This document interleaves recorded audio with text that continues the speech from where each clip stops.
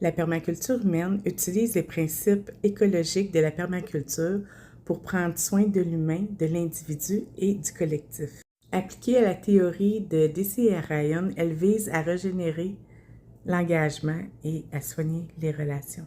Un environnement qui applique ce principe va interdire la peur et la censure. Il va permettre à chacun de s'exprimer librement. Le deuxième pilier, c'est prendre soin des autres. Prendre soin des autres, c'est savoir écouter. Écouter les opinions divergentes. Écouter les opinions minoritaires. C'est ne pas les induire au silence.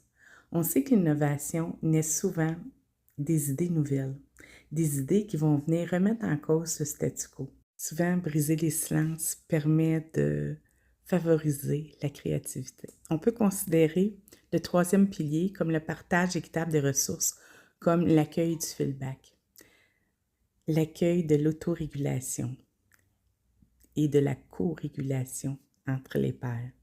Pour créer la boucle de régulation, on peut s'inspirer de la nature qui s'ajuste constamment avec les signaux qu'elle reçoit. Avec la loi du silence, ces signaux-là sont bloqués. Ça empêche le système de recevoir les signaux qui permettent la communication et les ajustements nécessaires. Ça condamne le système aux erreurs et à l'épuisement.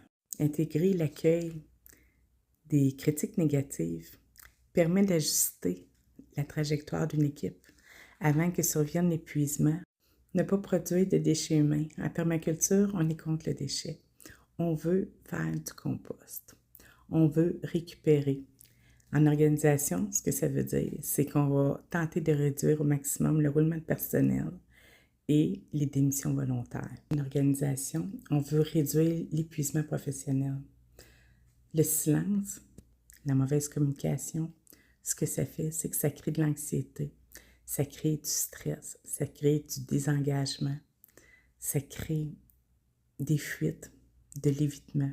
La permaculture humaine cherche à recycler les erreurs en apprentissage. Pour ça, ce qu'elle fait, c'est qu'elle transforme les tensions transparentes en moteurs de motivation. D'abord l'intention, ensuite l'observation. On va s'appuyer des forces de chacun. Il faut introduire une communication plus transparente, accueillir la diversité des opinions, augmenter la confiance. Valoriser l'expression, c'est admettre que chaque avis contribue à la valeur d'un projet collectif. Parce que même si l'avis n'est pas retenu, ça nous apprend à connaître notre environnement et à connaître ses besoins. Percevoir la vie comme une permaculture humaine, c'est savoir que peu importe ce qui se passe,